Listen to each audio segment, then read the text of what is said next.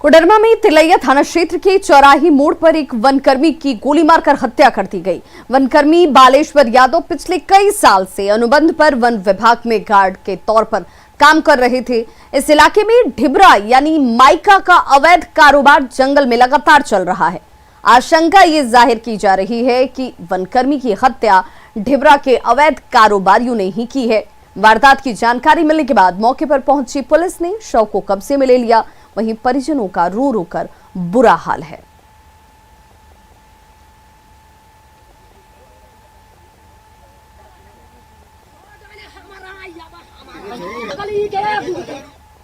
गढ़वा के रांची में खड़ी बस में अचानक आग लग गई। आग के लगने के साथ ही अफरा तफरी का माहौल हो गया। आग की चपेट में आने से देखते ही देखते गुमटी भी जलकर खाक हो गई। एक्सक्लूसिव तस्वीरें आपके टीवी स्क्रीन पर देखिए कैसे धू-धू कर ये पूरा वाहन और आसपास की जो दुकान थी वो भी जलते हुए नजर आए। जब तक ग्रामीण आग पर काबू पाते तब तक बस पूरी तरह से जल चुकी थी। आग बुझाने के दौरान एक ग्रामीण भी इस दौरान झुलस जाता है। आग बस में कैसे लगी अब तक इसका खुलासा नहीं हुआ है।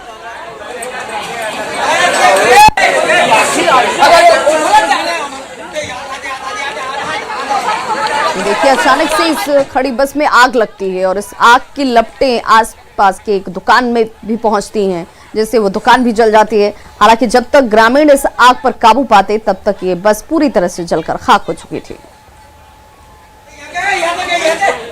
और अब बात उस कोरोना की जिसका संक्रमण लगातार दिनों दिन बढ़ता जा रहा और ये लोगों की चिंता को बढ़ा रहा है। कल राज्य में 788 नए संक्रमित मिले, लेकिन गंभीर बात ये रही कि कल 8 लोगों की मौत हो गई, जो इस साल में एक दिन में कोरोना से मरने वालों की संख्या के आंकड़े के तौर पर सबसे बड़ा आंकड़ा है। 8 मौतों में रांची में सबसे अधिक 5 लोगों की जान गई। वहीं धनबाद में 2 और बोकारो में कोरोना संक्रमित की मौत हो गई। कल सरायकेला खरसावां जिले को छोड़कर सभी 23 जिलों से कोरोना संक्रमित मिले हैं और कल मिले 788 केसेस में रांची से सबसे ज्यादा 446 केस सामने आए।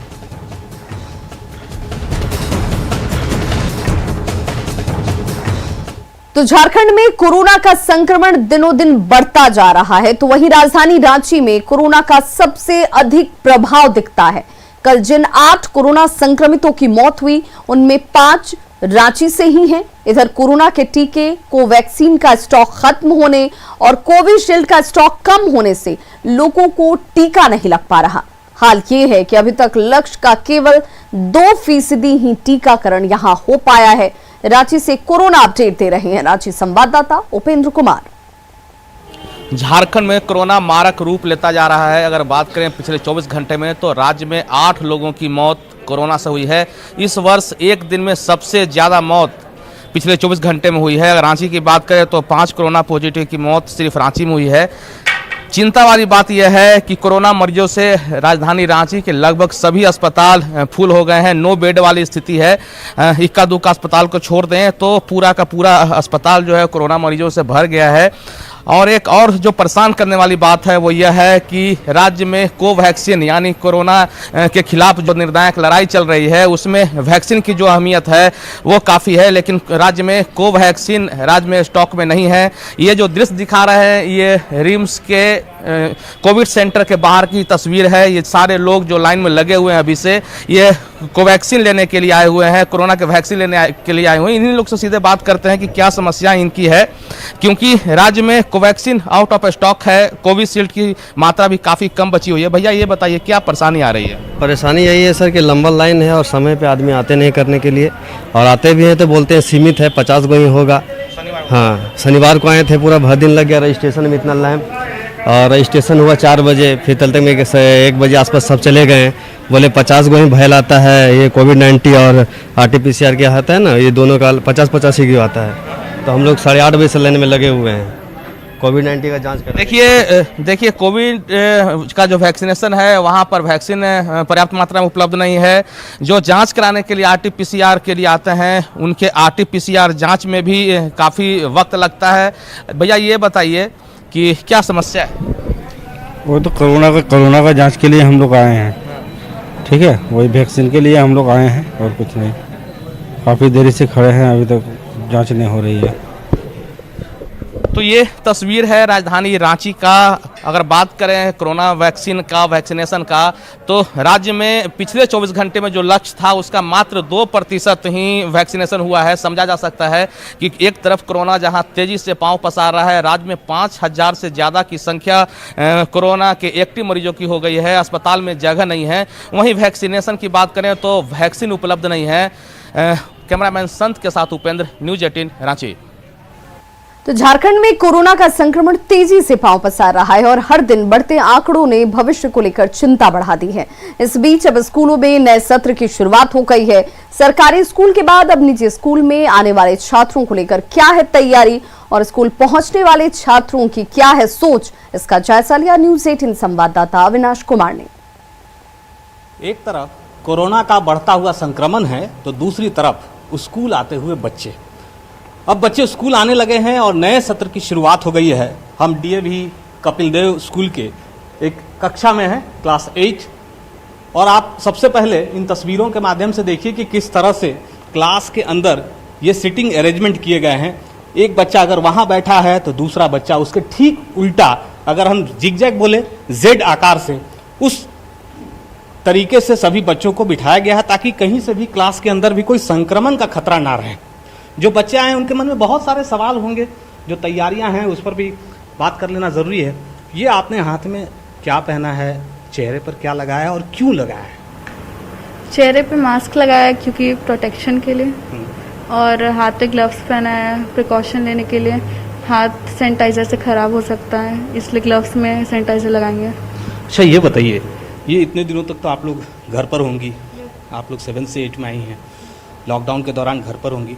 अभी कैसा लग रहा है? घर पर रहना ज़्यादा अच्छा लग रहा था या स्कूल आई हैं तो अच्छा लग रहा है? और डर भी लग रहा है क्या? डर तो नहीं लग रहा लेकिन अच्छा लग रहा है। क्यों कोरोना से डर नहीं लगता? डर लगता है लेकिन अब क्या कर सकते हैं। क्यों? पढ़ाई ज़रूरी है? ये पढ़ाई तो ज़रूरी है। क्या कुछ आपने इस दौरान मिस किया सब्जेक्ट की, अगर लिहाज से बात करें, शिक्षा के लिहाज से बात करें? नहीं, कुछ भी मिस नहीं किया। जो ऑनलाइन क्लास चल रहे थे सब कुछ जानकारी मिल रही थी? हाँ, मिल रहा था।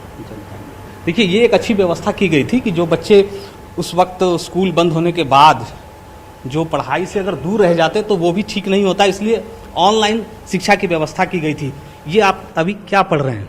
सर मैथ्स पढ़ रहा हूँ, square and square. Yes sir. अच्छा, हम ये बताइए कोरोना के बारे में क्या जानते हैं? सर कोरोना कोविड-19 वायरस के नाम से जाना जाता है, बहुत खतरनाक बीमारी होती है जी। ऐसे तो हम लोग को स्कूल में आना चाहिए। 8 क्लास से जो हम लोग का है, स्कूल आने का बहुत मन था क्योंकि घर में ऑनलाइन क्लासेस में वैसे मज़ा नहीं आता था, इसीलिए। अच्छा, बहुत सारी चीज मिस करते थे। Yes sir. क्लास भी आप लोग मिस किया होगा इस दौरान? क्लास मिस कर रहे हैं? यस सर, नेटवर्क प्रॉब्लम बीच में होता था तो कभी कभार क्लास में ना दिक्कतें भी आती थी, जब स्पेशली मैथ्स पढ़ते थे, क्योंकि मैथ्स पढ़ते समय हर कॉन्सेप्ट क्लियर होना चाहिए ना, तो उस समय हम लोग को दिक्कत सहना पड़ता था जब नेटवर्क कनेक्शन में गड़बड़ी होती थी। बहुत सारे जो ऐसे अभिभावक हैं उन्हें डर लग रहा है अपने बच्चों को स्कूल भेजने में, क्योंकि बहुत सारे बच्चे संक्रमित भी हो चुके हैं। उनके लिए आप क्या मैसेज देंगे? सर, ये देखिए, जो सिचुएशन है उसी हिसाब से जीने की आदत डालनी होगी, क्योंकि 1 साल तक बच्चों का बहुत लॉस हुआ। सर, ऑनलाइन में हम लोगों ने अपना जितना बेस्ट देना था उन्होंने दिया, लेकिन ऑफलाइन और ऑनलाइन में आप भी जानते हैं कि बहुत डिफरेंस है। फिजिकली जो सामने हम वो ज़्यादा अच्छी तरह समझा सकते हैं। खासकर बच्चे ने कहा मैथमेटिक्स की बात, तो मैथमेटिक्स जो बोर्ड पर हम लोग बताते हैं वो ज़्यादा कंसेप्ट क्लियर होती है। वहाँ नेटवर्क प्रॉब्लम बीच में रुक गया, नहीं सुनाई दिया कुछ, ये सब प्रॉब्लम बहुत है, लेकिन फिर भी हम लोगों ने बहुत कोशिश किया कि अपना बेस्ट हम लोगों ने दिया ऑनलाइन क्लासेस में। अब ऑफलाइन शुरू हो गया, ऑफलाइन में और अब उससे भी बेस्ट देंगे सर। कोरोना का संक्रमण है, कहीं गया नहीं है, उससे डरना भी है, आगे भी बढ़ना है, और सरकार के जो नए गाइडलाइन आएंगे या आदेश आएंगे उसके तहत ही कोई अगला कदम उठाएंगे। तब तक स्कूल चल रहे हैं। जो अभिभावक घर पर हैं, जो बच्चे इस वक्त घर पर हैं, वो ये ना सोचें कि स्कूल आने के बाद वो संक्रमित ही हो सकते हैं। अगर वो जागरूक होंगे, सतर्क होंगे, तो ऐसा कुछ भी नहीं होगा। कैमरा पर्सन अमित के साथ अविनाश कुमार, न्यूज़ 18 रांची। जामताड़ा में बीते 48 घंटे के अंदर 47 नए कोरोना संक्रमित मरीज सामने आ चुके हैं। वहीं इसके साथ ही एक्टिव केस की संख्या भी बढ़ चुकी है और अब यह संख्या बढ़कर 74 तक जा पहुंची है। जिले में एक बार फिर से अधिक संख्या में संक्रमित मरीज मिलने से स्वास्थ्य विभाग की चिंता बढ़ी हुई है। नए मरीज मिलने की आशंका को देखते हुए स्वास्थ्य विभाग विशेष तैयारी में जुट गया है। कोविड-19 अस्पताल के साथ ही अतिरिक्त बेड और संसाधनों का इंतजाम एक बार फिर से किया जा रहा है। एक बिल्डिंग फुल होने पर मरीजों को दूसरे बिल्डिंग में शिफ्ट किया जा रहा है। वहीं जरूरत पड़ने पर कई भवनों को भी आइसोलेशन वार्ड में तब्दील करने को लेकर तैयारी और उस पर विचार हो रहा है, ताकि मरीजों के इलाज में किसी तरह की कोई परेशानी न आए। 19 नया पॉजिटिव केस आया है ट्रूनेट में, जिसको मिला के total active case at present 74 हो चुका है। हमारा टोटल पॉजिटिव केस 1351 है, टोटल डिस्चार्ज 1277 है। हम लोग जिस तरह से देख रहे हैं राइज इन पॉजिटिव केसेस को देखते हुए, बड़ी खबर गुमला से, जहां पर हाथियों का उत्पात लगातार जारी है। गुमला के कामडारा इलाके में लगातार 3 दिनों से हाथियों का झुंड उत्पात मचा रहा है। टुरगुण रामतोलिया गांव में उत्पात मचाने के बाद हाथियों का झुंड अब सरिता में अपना डेरा डाले हुए है। हाथियों के झुंड ने किसानों की सब्जी और केले की फसल को किस कदर तबाह किया है, किस तरह से नुकसान पहुंचा है, उसकी तस्वीरें आपके सामने हैं। वहीं एक किसान की गेहूं की फसल भी बर्बाद हो गई है। वन विभाग के कर्मचारी इन हाथियों को खदेड़ने के लिए 3 दिन से प्रयासरत हैं। कोशिश लगातार किया जा रहा है, लेकिन अब तक कोई सफलता हासिल नहीं हुई है। सुरक्षा के दृष्टिकोण से वन विभाग की ओर से ग्रामीणों को टॉर्च और पटाखे दिए गए हैं।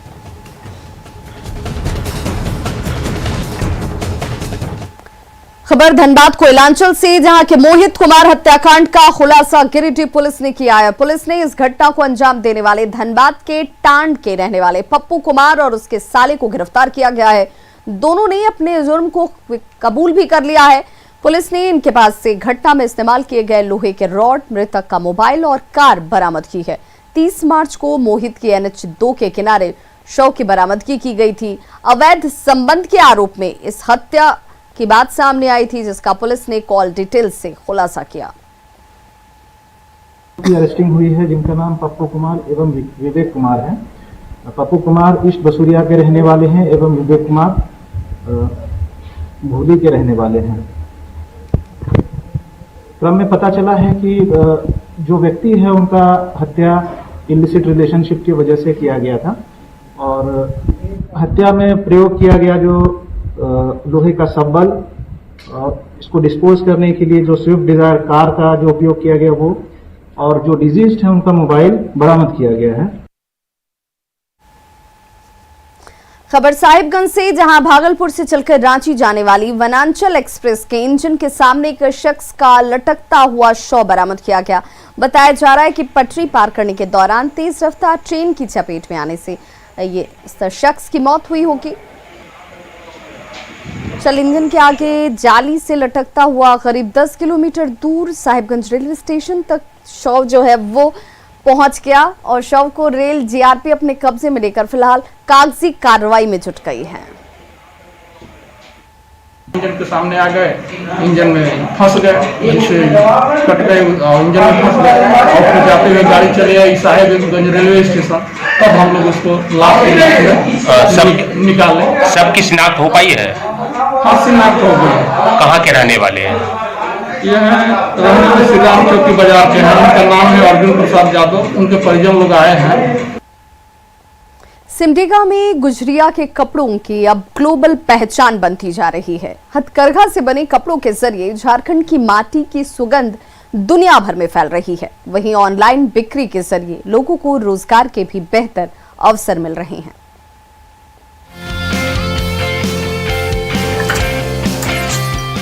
सफेद कपड़े पर लाल दानों की महीन बुनकारी से जड़ा स्टाइलिश शर्ट पहने इस मॉडल की तस्वीर ने फैशन की दुनिया में तहलका मचा दिया है। सिमडेगा के गांवों में माहिर बुनकरों के हाथों से तैयार इन कपड़ों को बीरू गमछा कहकर पुकारा जाता है।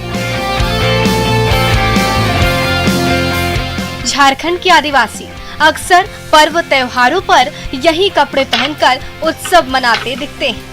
अमेरिकी फैशन मैगजीन GQ ने टॉप 10 फैशन ट्रेंड्स में उसी बीरू गमछे का जिक्र करके झारखंड की खुशबू को 7 समंदर पार तक पहुंचा दिया है। सबसे ज्यादा मांग है बीरू गमछा का। ये विदेश तक जाता है? विदेश तक जाता है, रांची तक जाता है, फिर दिल्ली चल जाता है, उड़ीसा, झारखंड, छत्तीसगढ़ तक चल जाता है। सिमडेगा की महिलाओं की सुबह कोकून से रेशमी धागे तैयार करने के साथ होती है। गांव-गांव की महिलाएं अपने हाथों से सूत काटकर लाल और सफेद धागा तैयार करती हैं। तो गांव के पुरुष अपने हथकरघे के जरिए उसी लाल और सफेद धागों को बुनकर उसे बीरू गमछे का आकार देने में जुट जाते हैं। जब सफेद और लाल धागों से बुने ये कपड़े बनकर तैयार हो जाते हैं तो इसकी खूबसूरती देखते ही बनती है। झारखंड की खुशबू से सराबोर ये कपड़े झारखंड के साथ साथ छत्तीसगढ़, उड़ीसा और दिल्ली के मार्केट में भी खूब धूम मचाते हैं। रांची, दिल्ली, विदेश तक भी कपड़ा भेजते हैं। अब व्यापारी लोग भी उठा उठा कर मांग बहुत ज़्यादा करते हैं। यहाँ पर झारखंड, उड़ीसा, छत्तीसगढ़ भी कपड़ा भेजते हैं, बीरू गमछा। झारखंड के गांवों की मिट्टी की सौंधी खुशबू से लबरेज ये पारंपरिक कपड़े अब देश विदेश में छाने लगे हैं। तो इसकी बिक्री के जरिए सिमडेगा के बुनकरों की जिंदगी में भी खुशहाली के दिन लौटने लगे। श्री रामपुरी, न्यूज़ 18 सिमडेगा।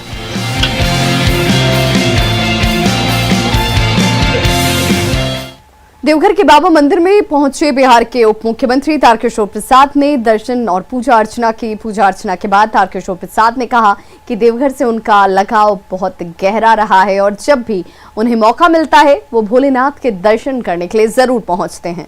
भगवान की पूजा करने के बाद उन्होंने बिहार और झारखंड के सुख और समृद्धि की कामना की, साथ ही दोनों राज्यों के विकास के पथ पर आगे बढ़ने की भी कामना की। और बिहार में है बिहार के लिए और झारखंड के भी लोगों के लिए कामना करते हैं। हम सब कहीं कहीं एक राज्य के दो भाई के रूप में मैं झारखंड के भी निवासियों के लिए अपनी शुभकामना देता हूँ और बाबा से मंगल कामना करता हूँ। बिहार झारखंड के साथ पूरा देश आगे बढ़े। और चलिए अब आपको चलते चलते एक ऐसी तस्वीर से रूबरू कराते हैं जो आपको सुखद अनुभूति देगी। रांची के एक ऐसे प्रकृति प्रेमी से आप मिलिए जिन्होंने पर्यावरण संतुलन के लिए अपने घर में यूजलेस सामानों का इस्तेमाल कर एक अनोखी बगिया बना दी है। कैसे, इस रिपोर्ट में देखिए।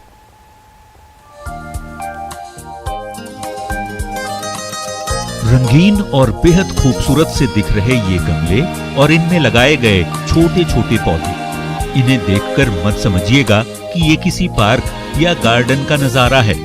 ये तो रांची के एक सरकारी शिक्षक का आवास है। जी, हरमू इलाके का ये घर है मनोज रंजन का, जो शिक्षा का अलख जगाने के साथ ही लोगों को प्रकृति से जुड़ने का गुर भी सिखा रहे हैं। तभी तो इन्होंने अपने घर के बाहर छोटी सी बगिया बना डाली है। यहाँ 100 से ज्यादा तरह के पौधे लगाए गए हैं, लेकिन इसकी सबसे बड़ी खासियत है इसे बनाने में इस्तेमाल किए गए सामान। हम आप जिन सामानों को यूजलेस बताकर अमूमन फेंक दिया करते हैं, उन्हीं सामानों को गमले की शक्ल दी गई है। इनमें नारियल, टूटी हुई बाल्टी, टूटे हुए डब्बे, टूटी हुई बोतलें, टूटी हुई चाय की कप, हेलमेट सब नजर आएंगे। ये सोच आज के बहुत सारे जगहों में घूमते हैं, पार्क में या मीडिया में कुछ देखते हैं, तो वो सब देखकर ये दिमाग में आया और मुझे ये आया कि किस तरह हम जो बेकार चीज़ पड़ी हुई है उसको यूज कर अपने घर को तो सजाएं ही, साथ ही हम पर्यावरण को भी सुंदर बनाएं। पेशे से सरकारी शिक्षक मनोज का झुकाव शुरू से ही प्रकृति के प्रति रहा, तभी तो पर्यावरण को संतुलित बनाए रखने के लिए उन्होंने पौधे लगाने और संजोने का काम शुरू किया और फिर घर के कबाड़ के सामानों से अपनी बगिया की खूबसूरती में 4 चांद लगा दिया। कबाड़ से तैयार इस बगिया में रंगों की भी अपनी एक अलग ही दुनिया है, क्योंकि आपको यहाँ नृत्य करती युवतियों की कलाकृति मिलेगी तो शेर के मूंछों का आकर्षण भी देखने को मिलेगा। इस छोटी सी बगिया को रंगीन करने में मनोज की बेटियों का भी खास योगदान है। मैंने इसमें बहुत सारे कलर किया है। पहले मैंने एक उगता हुआ सूरज बनाया है, उसके बाद मैंने 2 लड़कियां जो डांस करते हुए और एक बाजा बजाते हुए मैंने बनाया। उसके बाद मैंने एक फ्लावर बनाया है जो बहुत सुंदर लग रहा है। उसके बाद मैंने एक शेर बनाया है, इसके पास मूंछ है। और फिर मैंने इसको कैसे किया कलर, कि मेरे पापा जो फ्लावर बनाते हैं, मतलब जो अच्छे से करते हैं, वो सुंदर लगे और हम लोग का यहाँ नाम हो। मनोज रंजन की बगिया भले ही छोटी है, पर यहाँ से गुजरने वाले राहगीर की आंखें इस पर टिक जाती हैं, क्योंकि ये बगिया है ही इतनी खूबसूरत। प्रकृति को संतुलित बनाए रखने की ये छोटी सी कोशिश जरूर है, लेकिन समाज को बड़ा संदेश भी दे रही है, क्योंकि कंक्रीट में तब्दील होते समाज में हरियाली लाने की जवाबदेही भी हम सबकी है। न्यूज़ 18 के लिए रांची से अविनाश कुमार की रिपोर्ट।